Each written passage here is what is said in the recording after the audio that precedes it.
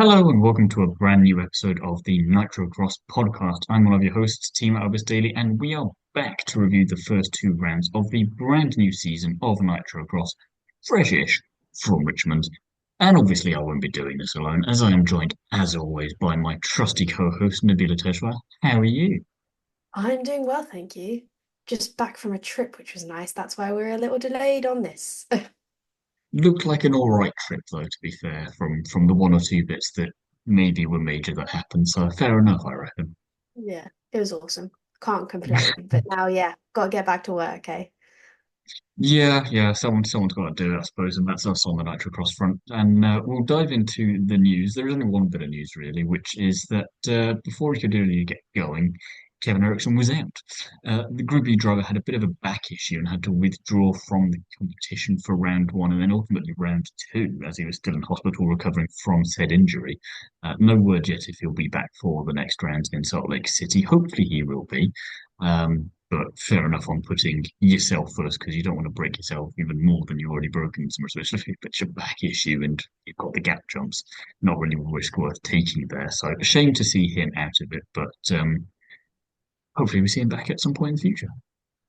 Yeah, absolutely. I mean, I think that's a brave decision to just kind of step out because of back issues. I know that's the last thing. Well, any injury really is the last thing that any driver wants to stop driving for. But at the end of the day, that's kind of important. And if you throw your back out or hurt it even more, like that just takes you out of so many more things. And he's not just in, like, he probably does other series and stuff and just has to think overall, what is the best for my season? Yeah, no, definitely. And with that in mind, we're going to jump straight into round one of the new season of Nitrocross, and Baja Bugs was the category that we got to start with, which was excellent because we're better to start with than Baja Bugs. Donny Donovan taking pole position and then obviously going on to win the race. So very perfect start from him. Zirks in P2 and Wilkie in P3. And amusingly, the highlight for me on this race was afterwards where they were talking to Donny. And you know what these bugs are like. They're all painted in these beautifully weird and wacky different ways with some extra accessories, it must be said as well. And he's got a cooler on his roof. And after winning that first race, he was thinking, you might have to take the cooler off tomorrow just to shave off a bit of extra lap time. And you can already see then that they're already having a bit of fun with it, but he's already getting that competitive edge back straight away for round two going. Maybe, I'm just gonna have to take it a little bit more seriously tomorrow. But I love the fact that of all the things to improve your aerodynamics, you're taking a cooler off your roof. Yeah, that's just kind of an interesting thing. But these things are funny, like all around. They just do so well. But what's really cool is we've had our first winner that's not Ryan or Blake.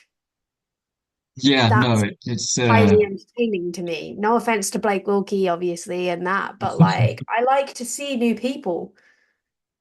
Yeah, it was nice just to get that. I kind of forgot about it, but now that you mention it, yeah, obviously we just had the back and forth last year, and now it's come back to me, and it's been haunting. That's going to haunt me now. But yeah, hopefully this isn't a sign of things that it's going to revert to as much as we love them. But yeah, no, very strong start from Donovan there, and it always is great to see the Baja Bucks, and I think this is the right way to go about some of the racing there to have that at the start, be that nice warm up to go into the rest of the day's racing, and then do the same on Sunday.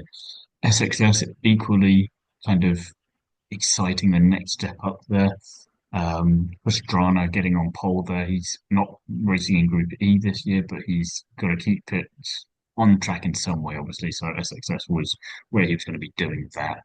And it was a really good race, especially towards the end. I mean, you had Pastrana versus Cash LaCroix, who's, I think, only 17 or something silly again. So really experience versus youth there with LaCroix then coming out on top in the end. So that was really fun to see. And yeah, LaCroix winning that race, Willis in P2, Pastrana then down in P3. So not necessarily the race that went to plan for him, but I'm sure he doesn't mind that too much, and he was just having a bit of fun. And I'll mention Wessell in P4 just because he's from Channel 199, which is another one of these kind of very nitro kind of expanded universe kind of things. It feels like it fits very much into that kind of category. And they've got a lot of athletes from different spectrums attached to them.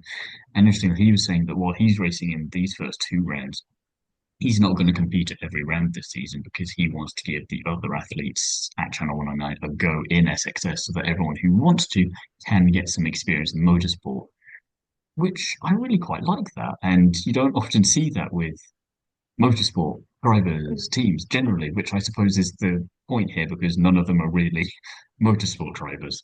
But I like that this is another way to kind of bring new people in that know how to compete, but not here. Yeah, exactly. I think it's a super fun category overall, and it is a shame that Pastrana is not in Group E.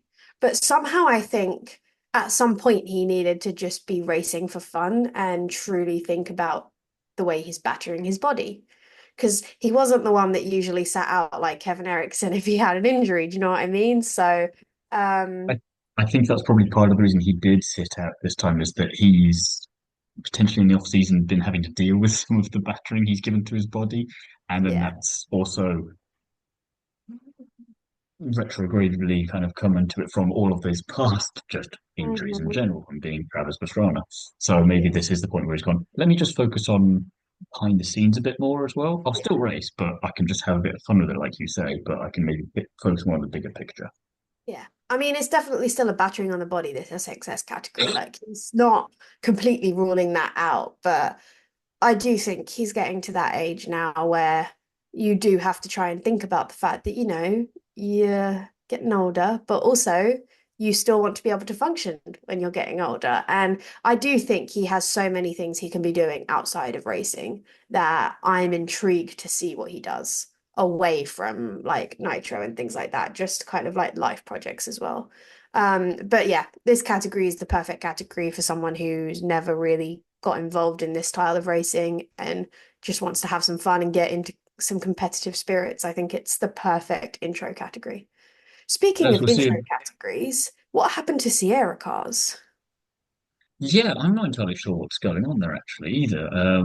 We just didn't see them. I'm not sure if they're coming later in the year, if that's Yeah. a Miami thing or what's going on. We've not really heard anything. It's just they keep teasing themselves, but not in terms of definitively when they're going to turn up. So I'm as intrigued as you are on that one. I was going to mention as well about Texas Dave, not only if you haven't already watched and listened to it, check out the interview. It was a lot of fun. But in terms of Travis, what he needs to do off track, maybe he needs to go and try and improve his memory a bit more as well. Because we know that's a bit shocking at times as well from what Texas Dave was saying there. And as well to pick up another one of your points there, with introducing new people to motorsport in a really kind of not easy way, but a kind of easier way in comparison to other Mhm. avenues you could be your first motorsport experience. We've seen that with some of the drivers that didn't make it to the final race, but were in the qualifying stages, which we'll get to a little bit later on when we've got a bit of a driver focus. But nice to see that even other motorsport people who have different motoring backgrounds are still using that as a bridge into Nitrocross itself. And hopefully then over the course of the season, we'll get to see them go from just trying out qualifying and everything to them being fast enough to make it into the races themselves. And then watching that from a narrative perspective would be great as well, because we always like a bit of an underdog story or to get these fresh faces in a different way. And because Nitrocross is what it is, you get just a bit of everyone. And the more of that we get, the more we're going to enjoy those fans. Yeah, exactly. And it's just, I don't know, there's something about Nitro to me that's always been that easy way of getting involved in motorsport, but also finding avenues to make it reasonable for people to do it. Like that's what's so nice about the Baja Bugs category. And like SXS, they're really trying to find an affordable way. I mean, I'm still not going to say it's super affordable, but compared to every other avenue of motorsport, I would say this is a pretty affordable way of being able to get out and compete and do something you love in the competitive capacity that you want to be able to do it at.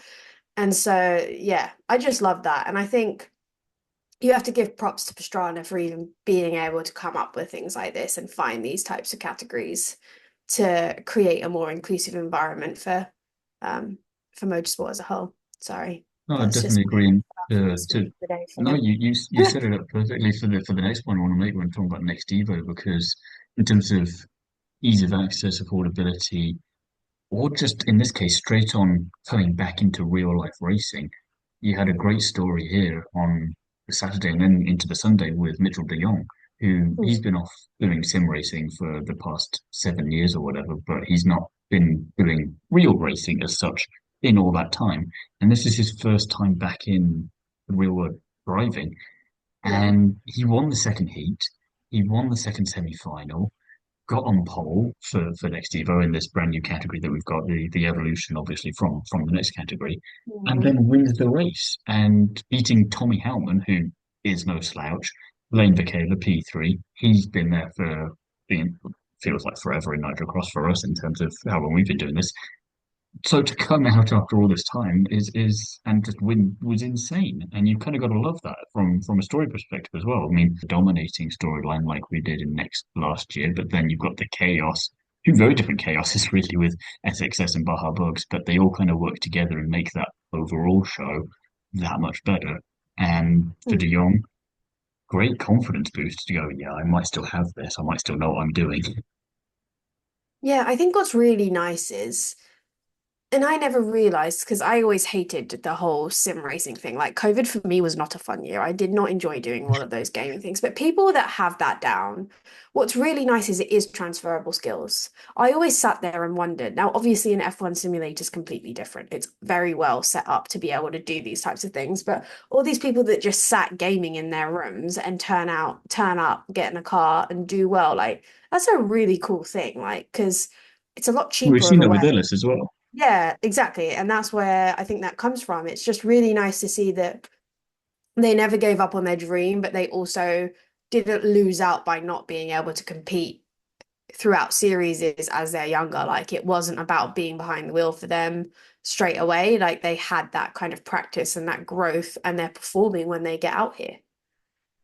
No, definitely, I agree with that, and it's one of those ones where, like you, it's not my favorite thing though, because I still don't think there's any substitute really for real world experience. But in terms of popping you up, keeping you as fresh as you can be within a budget that is probably a lot more reasonable than real life racing, it definitely helps to keep that dream alive. And then when the opportunity does come along, you hopefully can then capitalize on it. So yeah, really, really Yeah. strong opening race from him after being so long out of the car. Group E Yeah. then was the nice thing to finish off the first day of racing for the weekend for the double header. And one of the interesting things this year, I don't know if this is going to be every weekend, but I'd love it if it was, is that the driver with the fastest lap gets 5K put into their bank account as part of the whole Bush sponsorship deal with Nitrocross for the year. So that's pretty handy. It was Robert Larson this weekend, as it turns out, which is not too surprising, really. Um, Mhm. and also the other bit of news that I suppose we mentioned at the time, I think, on social media, but we kind of it seems like old news now is that Dodge obviously joins Nigel Cross as a partner with one of the teams there, and they were on the front row for the final qualifying, which not too bad for a debut for them either. Let's face it. I mean, Dodge is it's Dodge. You don't need to say much more, do you? I think it's really cool that they're bringing prominent American manufacturers into these things because at the end of the day, it used to be that for racing. Like racing used to advertise cars. Rallying was done to advertise the cars they were trying to put out. Hmm. Just generally, I feel like that kind of got away from people and forgotten that that's what motorsport started out as. Like you looked at Le Mans, like they were trying to advertise their Fords back in the day, and I mean Ferrari's always been in motorsport, but I love that these manufacturers are getting in there and we're seeing them, and I just hope that having Dodge in there encourages more because you create more seats, you create more ability for people to get into motorsport and have the careers that they wanted to have. Right now, I feel like everything's got such small amounts of people, and so many racing categories are probably going to become obsolete in a few years. I think Nitro has it down where they've created a You need that platform blend. and yeah, and they've created an environment that I don't think they're going anywhere. They're going to be, it's easy to sustain because it's a track race and a track event. They've got the spectators, they cater to the people that they want to cater to, and it's the perfect advertising platform. So I think some other series could really learn from that ability to keep things in-house and closed and sustainable, because otherwise, as time goes on, I think motorsport will just kind of fade away. Rallying is a prime example of that. Like I worry about the future of rallying as to whether it would still exist. But if you look back in the 80s, when it was in its prime, all they were trying to do was create advertising of their cars. I mean, that's why they went rallying. think that's one of the things with Nitrocross. They're really working on finding that balance, like I say, between the two things of old and new. And in terms of unique selling point, where else are you going to find Baja bugs on a NASCAR oval Hmm. alongside a gap jump that you've Yeah. created just for the occasion? And I think if you compare last season to this season, even though we only had two rounds this season, you can see there was a strong continuity already. They learned a bit. It's not there yet from what I've seen on the coverage, but it's definitely an improvement. And I think they're getting into that swing now. Whereas before, they're still very much trying and chopping and changing, which you've got to do. Fair enough. You've got to figure Yeah. out what works and doesn't. But it feels like they're getting closer to that final product, and then they can just build out from there and attract more people in to watch it. So I'm really liking where that's going. And like you say, Dodge coming in being part of that is a brilliant expert of it. And before we just get to the race itself, one amusing thing that did happen in the last chance qualifier was there was a red flag, which normally you think, why is that amusing? That's normally a bad sign for something. This one was because there was someone on track in a golf cart. And I'm guessing there was a legitimate reason for that, but we never really found out why. Nobody rugby tackled them out of the car. It just seemed like they were there and didn't notice there was a bit of a race going on. And you think, Mhm. that's something we're going to nail down because as amusing as it is, normally that'd be a health and safety nightmare. Yeah. But I think it's so interesting. Like these are so many repeat people in Group E. Like you've got Fraz back, you've got Larson back, Eriksson, McConnell, Martel. There has to be a reason these people keep coming back. So It's the I sheer enjoyment for a lot of the time. I mean, they managed to get yeah, Leo back in for this round as well, and Tanner Faust yeah, obviously back as well. He's coming in for the whole season. You don't just get someone like Tanner Faust to come in just for shits and giggles. I mean, that's probably part of it, but also yeah. he's hungry to do a bit of competing there. So you've got to love that. And yeah, the final worked out really well, especially if you're Dodge. They were on the podium with a victory straight away with Robin Larson, which okay, yeah, Robin Larson. You kind of figure that's probably going to happen, but at some point, someone's going to have to beat him. Ericsson then in P2, McConnell in P3. He's going to be quite happy with that, considering his hood was having the classic issues that they tend to do in the final. And I'm going to use this as an opportunity to take a shout out to Cuba, the photographer, because I did spot him on the coverage actually taking photos just before the Group E final. So I thought I did my classic Leo thing and pointed. I know this guy. So very decent first race, I thought, for Group E. Nice bit of drama, nice bit of just good old racing. And Leah Block in P6, which I feel like is worth mentioning because quite impressive as she's only been in this category once before back in Glen Helen last season. Obviously, that feels like a million years ago, and she's done a few bits and pieces since then, including racing in F1 Academy, which is the whole other kettle of fish. So to come in and make it through to the final and survive the final as such and not finish last, winner, winner, I say. Yeah, definitely. I mean, I'm intrigued to see how her season ends up. I'm just intrigued overall to see if Larson runs away with it or if it's Martel's year this year. Not Martel, McConnell. I mean, you'd hope it's Martel I mean, season. no, yeah, Martel, if you can do it, please go ahead. But I definitely meant McConnell. I just had a brain moment on my M's there. But then I think that brings us nicely into round two. And I know I mentioned earlier the Baja Bugs. It was nice to see not Wilkie or Ryan on the podium. Yeah, they went and flipped that back over. So in that one, Wilkie was P1, York P2, and Zirkus, I hope I said that right, P3. But overall, just promising weekend for all of these people. And I think it'll be nice to have more than a two-way fight in that category for this year. So I'm Definitely feels intrigued to like it's going to see be how more of that, yeah. everyone goes. Yeah. And it's got like a good number of people. You've got 10 cars in this category. Like that's a Plus a strong, few extra that I know didn't make it through to the racing as well. So there's that yeah. extra element, like you have the SXS, where there's possibility for other people to come in later. I think one of the important things as well to note is that the cooler did indeed come off the car for Donny for this race, so he was taking it more seriously, which is Mhm. always fun to see. A couple of the memorable bits that happened in there was the fact that Felix, I can't remember his last name now, Lester, I think, he rolled onto his roof at one point, then back onto his wheels and just kept going, which you don't get that too often in motorsport. But I love that if it was going to happen anywhere, it would be here. And Circus in P3, I wonder how much of this down was down to the fact that, and yes, really, he stuck a rear wing onto his car, which, considering the vehicle of choice, I'm not sure how much that helped, but I love that that was an extra element there. And P2 and P3 again, separated by zero point 0.3 seconds, which for Baja bugs is kind of insane. Yeah, I mean, what's nice about it is they're all pretty much on a level playing field, so it's always interesting when it's that close a fight and like you truly see that these people are on the limit in that. Like they're pushing Yeah, every ounce of what that Baja bug can do. Like it always because makes me visually it laugh doesn't always look the because quickest, but then you have these minimal Mhm. gaps towards the end some of the time, and you go, I love that. It doesn't match much of what I'm seeing, but it somehow fits. Yeah, what I was gonna say is I think it's funny how in my mind with these cars, it always feels like they're those cars that they're gonna drive and all of a sudden the car's gonna fall apart because sometimes they look like that. So it's just impressive that they hold up around the track. Well, yeah, and then you see it's like that's got to break surely, and then it rolls over, lands back on its wheels, and just drives off. And like, oh, okay, that's sturdier than it looks. I don't know how. Again, it doesn't look like it should be able to do that, but you're glad it does.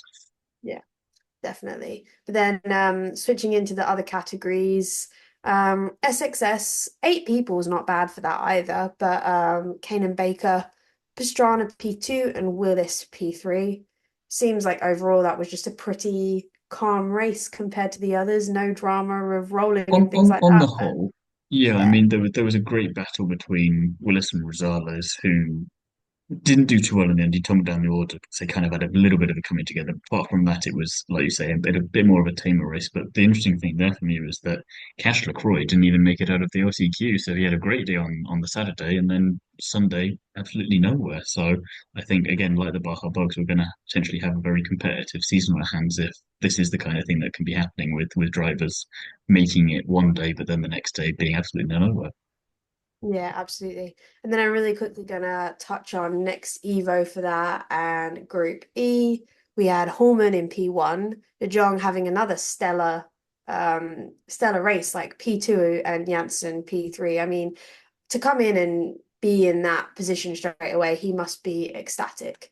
And then obviously we had a little bit of a switch around in Group E because we had McConnell in P2, Eriksson P1. So it's nice to see that they're consistent. Do you know what I mean? Like these two always consistent. Larson's always consistent. And then what's really cool, and a name that we haven't, I don't think, seen on the podium yet, Not until Franks. this weekend. Yeah, Yeah, it's his first like good podium for in Group him. E. I think that's Excellent. awesome. Like they came into the season late last year. They've got a little bit less experience than quite a lot of the other people on this on out right now, and to be able to pull off a podium, like that's good going. And I'm intrigued to see what he does for the rest of the year. No, it was really nice to see that, to be honest. And one of the amusing things about the second round compared to the first round was that obviously when you have a double header, you learn a lot about the tracks as well. Which in this case, you can see he learned a lot from the Saturday to Sunday, brought it over. Obviously, there's going to be some very different elements because of the track and everything, but it's nice to see that being applied straight away and being taken advantage of. Um, in terms of what the organisers learned, though, was quite amusing because they had to place the chicane in front of the gap jump for round two because of the G forces that were present landing after the gap jump was 30G when it was meant to be a maximum of 20. So a little bit awkward on that one. Also learned the fun fact that whilst this weekend wasn't the best weekend for them, fans of Andreas Bakkerud are apparently called the Bakkerud Glue. Not sure what we're going to do with that information apart from use it in a pub quiz at some point in the not too distant. But as mentioned, not the best weekend for him, and he DNF'd after contact early doors. That's coming after the Saturday where he had the first puncture of his Nitrocross career, so really not a good start for him. Um, yeah, Martel dropped P7 as he got a pretty solid puncture as well, so really not a good day for either of them. But Bakkerud was pissed. I mean, like ridiculously annoyed about that couple at the start there. What the race was even finished, he'd already gone back to the garage. He'd gotten changed and he was wanting to head home already. Like they didn't get him for an interview, they didn't get him for anything. He was just out of there. And I don't think I've seen a driver in Nitrocross that angry for quite a while, not since the whole Chris Meek thing last year. It happens. Emotions get the better of you, and I don't blame him. I'd be angry myself. I'm not gonna lie, I Uh, just read they've obviously done fastest lap now in Nitrocross because apparently that's just becoming a thing all around. Don't know how I feel about it. It's like everything has to have a fastest lap now, or a fastest time, or a fastest this, I mean, I fastest think that. I think Robin Larson's pretty happy with it. Yeah, absolutely. I would be too. But that actually made me kind of emotional because it made me think of Ricardo. So We don't that's a need to whole go can there of right now. worms we We don't don't need to need go to there right open now, now. and we don't have time for that either. No, But picking out a couple favorite things from the weekend, what do you want to throw in yeah, there?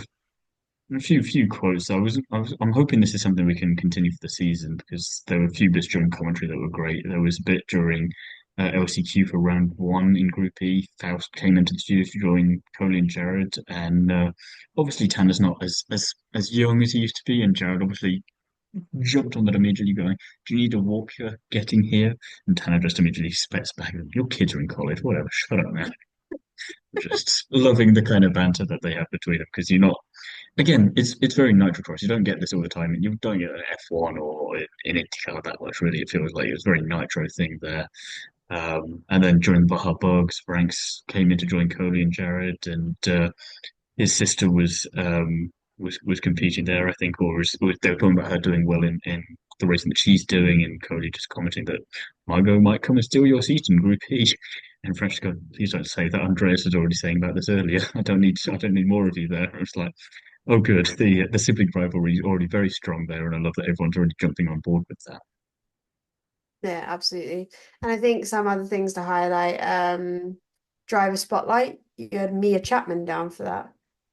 Yeah, had a little word with her just after the race weekend, and she was one of these drivers who made her debut in Richmond. And while we didn't get to see too much of it in the actual broadcast, she did want to share her thoughts there, which was that the first round match across the season for her was an absolute blast. I'm going to just read from her now. Going into it, I didn't quite know what to expect with driving the new Can-Am Maverick R for the first time and racing against a stacked field. But after getting some laps on the track, I started to get more familiar with the car and got faster each session. Coming from a background of mostly off-track racing to Nitrocross having both dirt and pavement was a learning curve as well, but I definitely had a lot of fun and learned quite a bit that I can take going into the next round at Salt Lake City. For sure in competitive class, which I really enjoy. Can't wait to get back after it in here after a couple of weeks. It's a stonking review for Nitrocross in terms of that. And like I say, great to see someone from a different racing background come in and have a go, have that marked improvement immediately, straight away. And while you didn't quite get there, it's not dimmed her in any point. She's still got that motivation very much to keep going. So I love that. I think it's important to have a look at these drivers where even if they're not always at the top, they're coming slowly but surely. Absolutely. And I think it's really fun, like being able to get these, what the drivers thought on the weekend, if we can't get them on the shows, just having little snippets of what they found. And I'm intrigued to see who comes about as the rest of it, as the rest of the season goes on. So yeah, really great to see her progress up through the weekend, and hopefully we get to see a bit more of her next time out. We also heard from Channel 199's Nate Wessell about his debut in Nitrocross in Richmond, and he had this to say to us about his whole first experience. Nate Wessell here from Channel 199. Wow, did I have a wild experience at the Nitrocross in Richmond.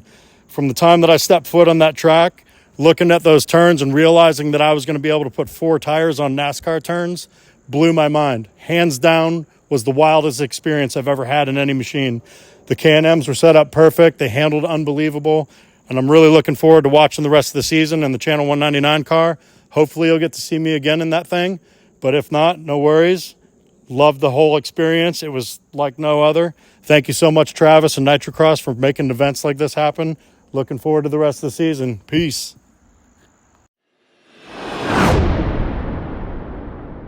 In terms of championships, Oliver Eriksson's leading the way, 118 points in Group E. Mitchell de Jong is then leading the way, but on equal points in next Evo with Tommy Hellman, 123 points each. That should be fun if we get to see Mitchell back for the rest of the season. Travis Pastrana, of course, has to lead the way in SXS with 118 points. Who else would it be? And Baja we don't know yet, which is frustrating because that was the one championship we didn't get any graphics for the weekend. So we'll find out when we find out, I suppose. And in terms of favorite moment from the first two rounds of the season, Nabila, do you have anything in particular on or off track that stands out for you? I think for me, it's Travis taking a step down from Group B. Seeing him just in the SXS category and enjoying himself and just kind of now taking racing a little bit less seriously is super fun. And then I'll also throw in there that it's nice to see Leah Block in his stead instead, because why not pass it on to the younger, like pass on the baton to the younger people. And I'm intrigued Yeah. to see what happens. Like she's having she's having an up and down year and a lot of different things. And what's really nice is to see that she's learning and she's gaining the experience, and maybe she'll bring the fight to who knows? How Yeah, about we don't know how yourself? much we're going to get to see of her this season, and I think one of the interesting things, like you said, the learning aspect is very much there. She had that one round in Glen Helen, but then she comes here and she does really well, considering. But then F1 Academy, she's had a tough year there. But then at the most recent round, which had Singapore, she gets two really solid top five finishes, I'm pretty sure, in P4, I think. So it's nice to see that, while difficult at times, it's she's going through the motions and it's building to something, which is always great. For me, I was trying to think of like, oh, it's the mixed up nature of all of the championships because that's always fun to see, especially in something like Nitrocross. I think that's the easy one to go for. But then there was a behind the scenes bit I saw on Nitrocross socials where Scotty, he's the one with the excellent moustache, um, was being asked if it was in within regulations. I'm thinking a bit of a tongue-in-cheek way, but to make sure it wasn't sticking out of the helmet. At which point, I think it might have been Blake Wilkie snuck up behind him with a little flame gun, trying to finish off the ends of it, um, and just kind of stuck up just with the flame immediately. Caught the end of it and caught him completely off guard, and then he was chased immediately out of the garage. And I thought, you don't get that in other motorsport series, do you? That's got to be a standout moment for me. Oh, absolutely. I think that's the thing. Like, you never know what you're going to get with Nitro. And I just love that about this series. And I think the one other positive thing we can say after you mentioned Ricardo there, with the moustache he's got at the moment, if he does want to come somewhere, if he's not going to be in F1 anytime soon, this would be a great place for him to come. I think he'd fit right in. Yeah. Travis, please make this dream happen. Thank you. Anything else you want to talk to us about with Nitrocross, or are we at a good place for this episode, do you think? I think we're in a pretty good place, but what I will throw out to you guys is we want to know who you want on the show, and we also want to know what if a fan wants to come on the show? Yeah, that would be Maybe we interesting, can do actually. something like that. I think that would be kind of fun. So we'll be posting some things on social media, and if anybody fancies coming to join us on a review of one of the rounds, we'd be more than happy to throw this out to a fan. Yeah, no, let's get the fans involved a bit more and maybe get some of their thoughts at the very least if no one's brave enough to join us, and then we'll include you in whatever way. So please do interact with us, comment on YouTube, on Instagram, wherever you find us. Let us know, send us a message. We'll be happy to hear from you. So yeah, on that note as well, that probably about all we've got time for on this episode of the Nitrocross podcast. We'll be back soon with some more content, probably up to Salt Lake City, as that's not too far away now. If you want more from us in the meantime, do go and check out our back catalogue episode, which includes a bunch of interviews with people from across the world of Nitrocross. Follow us on social media as well. We're always there at the moment.